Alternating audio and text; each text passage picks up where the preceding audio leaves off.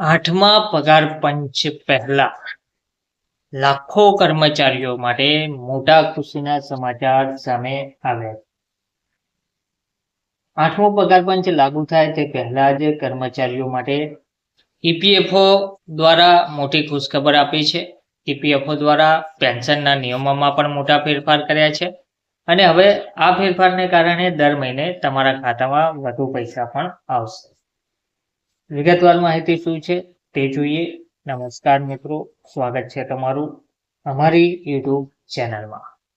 મિત્રો, 8મા પગાર પંચ લાગુ થાય તે પહેલા કર્મચારી ભવિષ્ય નિધિ સંગઠને ઈપીએફઓ કર્મચારીઓને મોટી રાહત આપી છે. કર્મચારી પેન્શન યોજના ઈપીએસ હેઠળ હાયર પેન્શન, વધારે પેન્શન માટેનો જૂનો વિકલ્પ ફરીથી શરૂ કરવામાં આવી રહ્યો છે. હવે જે પાત્ર કર્મચારીઓ છે તેમના વાસ્તવિક બેઝિક પગાર અને મોંઘવારી ભથ્થા ડીએના આધારે પેન્શનમાં વધુ યોગદાન આપવાનો વિકલ્પ પસંદ કરી શકશે. આ નિર્ણયથી નિવૃત્તિ પછી મળતા માસિક પેન્શનમાં મોટો વધારો શક્ય બનશે. આ સુવિધા મુખ્યત્વે એવા કર્મચારીઓ માટે છે કે જેમણે 1 સપ્ટેમ્બર 2014 પહેલા હાયર પેન્શનનો વિકલ્પ પસંદ કર્યો હતો. આવા કર્મચારીઓ હવે તેમના પૂરેપૂરા બેઝિક પગાર અને ડીએ પર પેન્શન યોગદાનનો લાભ ફરીથી મેળવી શકશે. ખાસ કરીને એવા વરિષ્ઠ કર્મચારીઓ કે જેમનો બેઝિક પગાર વધારે છે તેમને આનો સૌથી વધુ ફાયદો મળી શકે છે. જોકે આના કારણે ભવિષ્ય નિધિ પીએફમાં એક સાથે મળતી રકમમાં થોડો ઘટાડો થઈ શકે છે, કારણ કે એમ્પ્લોયર નિયોક્તાના હિસ્સાનો મોટો ભાગ હવે પેન્શન ખાતામાં જશે. અધિકારીઓના જણાવ્યા અનુસાર આ કોઈ નવી યોજના નથી, પરંતુ અગાઉથી ઉપલબ્ધ જોગવાઈની પુનઃસ્થાપના છે. વર્ષ 2014માં લાગુ કરવામાં આવેલી વેતન મર્યાદા પછી જે મૂંઝવણ અને વિવાદો ઊભા થયા હતા તેને દૂર કરવાની દિશામાં આ એક મહત્વપૂર્ણ પગલું માનવામાં આવી રહ્યું છે. આ સુવિધા તમામ ઈપીએફઓ સભ્યોને લાગુ પડતી નથી. ટૂંકમાં જે કર્મચારીઓ 1 સપ્ટેમ્બર 2014 પછી નોકરીમાં જોડાયા છે તેઓ હાયર પેન્શનના વિકલ્પ માટે પાત્ર નથી. તેમના માટે પેન્શન પાત્ર વેતનની મહત્તમ મર્યાદા 15,000 રૂપિયા જ રહેશે. આ ઉપરાંત જેમણે ક્યારેય તેમના વાસ્તવિક પગાર પર પેન્શન યોગદાનનો વિકલ્પ પસંદ કર્યો નથી અથવા જેઓ 1 સપ્ટેમ્બર 2014 પહેલા નિવૃત્ત થઈ ગયા હતા અને તે સમયે હાયર પેન્શન લીધું ન હતું, તેઓ પણ આ સુવિધાનો લાભ લઈ શકશે નહીં તેવી માહિતી આપવામાં આવી રહી છે. હવે 1 સપ્ટેમ્બર 2014 પહેલા કર્મચારીઓ તેમના વાસ્તવિક પગારના આધારે વધુ પેન્શન યોગદાન આપી શકતા હતા. ખાસ કરીને જાહેર ક્ષેત્રના કર્મચારીઓને આનો લાભ મળતો હતો, પરંતુ બાદમાં પેન્શન પાત્ર વેતનની મર્યાદા 15,000 રૂપિયા નક્કી કરવામાં આવી, જેના કારણે હાયર પેન્શનનો વિકલ્પ અસરકારક રીતે મર્યાદિત થઈ ગયો.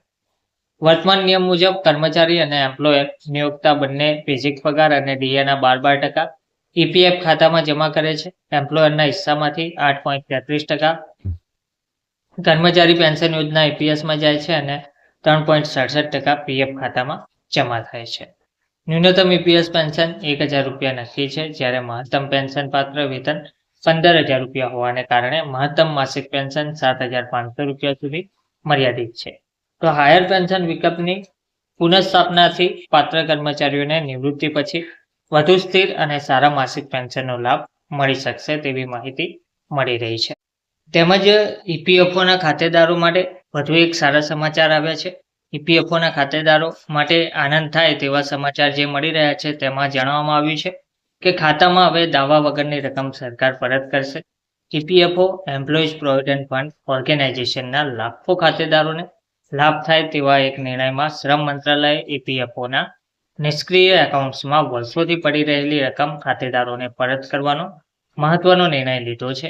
મંત્રાલયના આ નિર્ણયથી આશરે 31 લાખથી વધુ ખાતેદારોને લાભ થશે, તેમ કેન્દ્રીય શ્રમ મંત્રી મનસુખ માંડવિયાએ જણાવ્યું હતું. આ ઉપરાંત શ્રમ મંત્રાલયે બિનસંગઠિત ક્ષેત્રના શ્રમિકોના બાળકોને અપાતી શૈક્ષણિક સહાયમાં રૂપિયા 25,000ની મેરિટ આધારિત સ્કોલરશીપ આપવાનો પણ નિર્ણય કર્યો છે. આ અંગે મળતી માહિતી મુજબ ગત સપ્તાહે માંડવિયાની અધ્યક્ષતામાં યોજાયેલી બેઠકમાં આ અંગેનો નિર્ણય લેવાયા બાદ ટૂંક સમયમાં જ પ્રાયોગિક તબક્કા હેઠળ આશરે 7 લાખ જેટલા ખાતેદારોને નાણાં પરત કરવાની કામગીરી શરૂ કરાશે. ઈપીએફઓમાં હાલ 31.86 લાખ જેટલા નિષ્ક્રિય ખાતા છે, જેમાં અંદાજે રૂપિયા 10,903 કરોડ જેટલી રકમ જમા છે.